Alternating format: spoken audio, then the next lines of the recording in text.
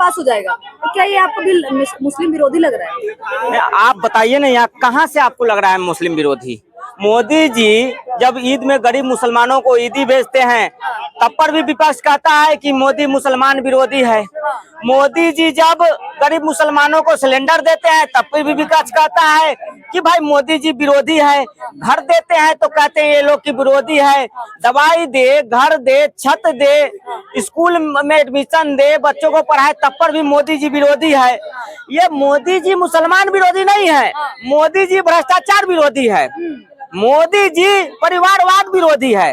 मोदी जी जो वक्फ बोर्ड के जमीन पे कब्जा करके कुंडली मार के गिने चुने लोग बैठे हैं उसके विरोधी है मोदी जी। मोदी जी की नीति ये कह रही है, मोदी जी की ये सोच है कि जो हक गरीब मुसलमानों को है वो मिलना चाहिए। ये क्या गलत है क्या? आज अगर मोदी जी गरीब मुसलमानों की आवाज उठा रहे हैं, पिछले 70 साल से गरीब मुसलमानों का शोषण किया गया। ये तमाम विपक्षी पार्टी आज तक सिर्फ मुसलमानों का शोषण किया है। मुसलमान के बच्चों से सिर्फ पत्थर चलवाया है बहका के, चाहे वो कश्मीर में हो, चाहे शोभा यात्रा पे हो, चाहे बंगाल में हो, केरला में हो, कन्याकुमारी में हो, चाहे कश्मीर में हो, सिर्फ और सिर्फ मुसलमान के बच्चे को भड़काया जाता है, दंगे करवाए जाते हैं। आज मोदी जी कह रहे हैं कि गरीब मुसलमानों को हक मिलना चाहिए।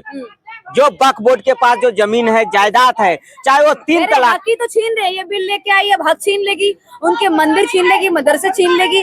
ममता बनर्जी तो यहाँ तक कह रही है कि हमारी सरकार आएगी, अगर सरकार बदलती है तो इस बिल को ही पलट देंगी। अभी 15-20 साल तक कोई चांस नहीं है, बेटिंग में भी कोई चांस नहीं है।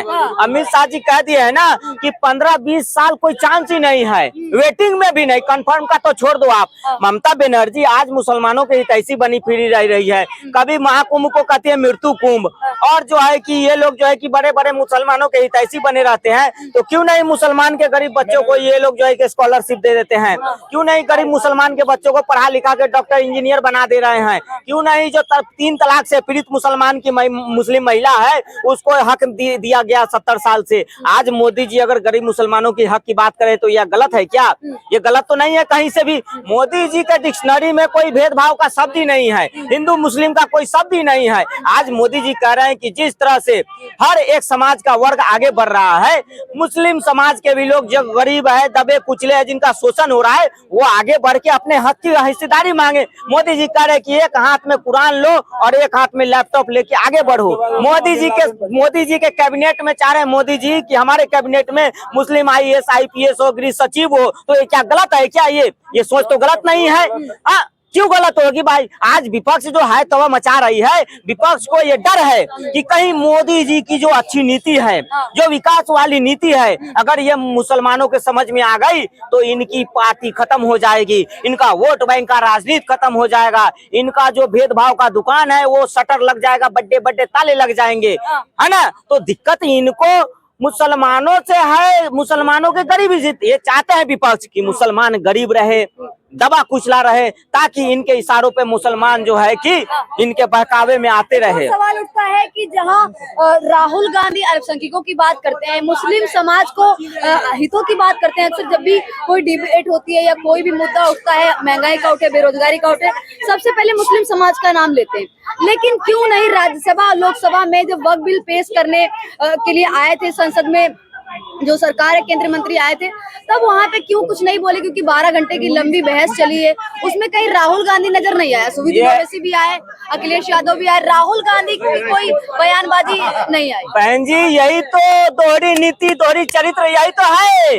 हाथी के दांत खाने के अलग होता है, दिखाने के अलग होते हैं। राहुल गांधी का चरित्र पूरा देश जान चुका है। आज मुसलमानों को ये सोचना होगा, जो राहुल गांधी और कांग्रेस पार्टी शुरू से लेके आज तक मुसलमानों को हितैषी बनी रही, ना तो लोकसभा में बोला, ना राज्यसभा में राहुल गांधी ने बोला। क्योंकि राहुल गांधी को डर है कि अगर वो आज वक्फ बोर्ड का समर्थन करेंगे, खुले मन से वक्फ बोर्ड को सपोर्ट करेंगे, तो इनका वायनाड, केरला नाराज हो जाएगा, कन्याकुमारी, तमिलनाडु, हैदराबाद, तमिलनाडु, केरला नाराज हो जाएगा, क्योंकि आज साउथ में ज्यादातर वोट बैंक जो है ना इनके क्रिश्चियन है, और राहुल गांधी खुद क्रिश्चियन समाज से आते हैं। तो राहुल गांधी ने, क्योंकि वक्फ बोर्ड ने क्रिश्चियन के चर्चों को कब्जा किया है, गरीब क्रिश्चियन को जमीन जायदाद को कब्जा किया है, क्रिश्चियन समुदाय खुद वक्फ बोर्ड के खिलाफ है। तो राहुल गांधी ने यहाँ पे क्या बुद्धि लगाया है कि इन्होंने चुप समझना चाहा। पोल खोल रहे हैं। बिल्कुल पोल काहे नहीं खोले। आज राहुल गांधी नहीं बोले, क्योंकि राहुल गांधी क्रिश्चियन है,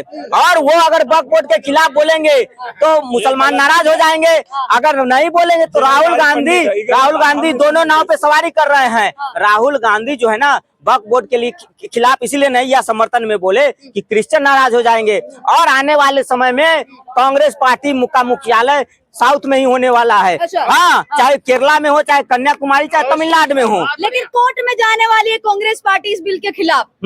आज कहा है कि जयराम रमेश है जो अध्यक्ष है, उन्होंने कहा है कि हम कोर्ट में जाने वाले हैं, इस बिल के खिलाफ हैं, और कोर्ट में जाके इस बिल के खिलाफ जो चीजें हैं, जो गलत चीजें उनको भी रखेंगे। देखिए मैडम, ये तो राम मंदिर के लिए भी कोर्ट में गए थे, धारा 370 के लिए भी गए हैं, यूसीसी के लिए भी गए हैं, क्या किसके लिए नहीं गए कोर्ट में? कोर्ट से जब न्यायालय का फैसला जो है कि आएगा, तो फिर ये न्यायालय का फैसला नहीं मानेंगे, फिर संविधान का जो है कि हनन होगा, संविधान का ये लोग फिर बेइज्जती करेंगे। तो एक तरह से ये लोग संविधान को न मानने वाले लोग आज जो है कि न्यायालय की ओर जा रहे हैं।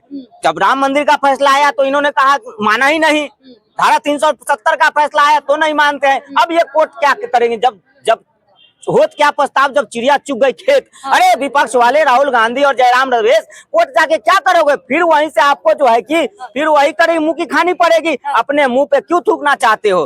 देश की जनता की जो मांग थी वक्फ बोर्ड में अमेंडमेंट का, वो देश की जनता की मांग था, उसको मोदी जी ने स्वीकार कर दिया, उसको मोदी जी ने पूरा करने का काम किया। और क्या गलत किया मोदी जी ने? क्या गलत किया आप बताइए ना? मुस्लिम समाज की मस्जिदें चली जाएंगी, मदरसे चले जाएंगे, उनके ईदगाह चले जाएंगे। इसमें मस्जिद और मदरसे का कोई सवाल ही नहीं है, सवाल ही नहीं है मैडम। देखिए बहन जी, है ना, सवाल ये है कि जो वक्फ बोर्ड की संपत्ति है उसका देख रेख जो है कि सरकार के निरीक्षण में होना चाहिए। जो देख रेख है वो जिलाधिकारी के निरीक्षण में होना चाहिए। जिलाधिकारी तो बीजेपी का होगा, फिर वो अपने हिसाब से फैसले लेगा, बीजेपी के समर्थन में ही फैसला लेगा। ये तो बुद्धि भ्रष्ट हो गई ना, बुर्बकों वाली बात हो गई, है ना, बेवकूफों वाली। जिलाधिकारी किसी पार्टी का नहीं होता है। All India Muslim personal law के लोग तो कह रहे हैं कि जिलाधिकारी तो फिर वो बीजेपी के फेवर में ही फैसला। मैडम जिलाधिकारी इनको बताइए किसी पार्टी का नहीं होता है। वो पढ़ के लिख के मेहनत करके यूपीएससी के एग्जाम क्लियर करके एक जिलाधिकारी आता है। और कोर्ट मोदी जी ने खरीद लिया, ईडी सीबीआई मोदी जी ने खरीद लिया, तो जिलाधिकारी मोदी जी ने सब कुछ खरीद लिया,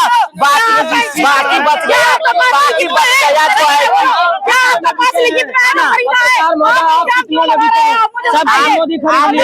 ये राहुल गांधी वाली जो है ना, ये राहुल गांधी वाली डायलॉग है, ये राहुल गांधी वाली डायलॉग है। जब राहुल गांधी का बात अगर कोई नहीं सुनता है देश में, तो वो अमेरिका चला जाता है, ऑक्सफोर्ड चला जाता है ना। राहुल गांधी का अगर बात देश में कोई नहीं सुनता है तो अमेरिका चला जाता है, ऑक्सफोर्ड यूनिवर्सिटी में जाके वहाँ पे फालतू बातें बोलता है। यही सब बातें वहाँ जाके बोलता है कि मेरी माइकें बंद कर दी जाती है, मेरा कोर्ट बिक गया, संविधान का हनन है, ये खतरे में है, वो खतरे में है। मेन दिक्कत ये है कि ये जो वक्फ बोर्ड से जिस दुकानों की फंडिंग हो रही थी, जिन पार्टियों को फंडिंग हो रही थी, वो दुकान खतरे में है, वो दुकान बंद होने वाले हैं। आज वक्फ बोर्ड से ना हजारों करोड़ों का जो चंदा आता था कांग्रेस पार्टी को, तमाम विपक्ष की पार्टियों को, वो बंद हो जाएगा मैडम। अब वो हक गरीब मुसलमानों को मिलेगा। ये दिक्कत इनको बर्दाश्त नहीं हो रहा है।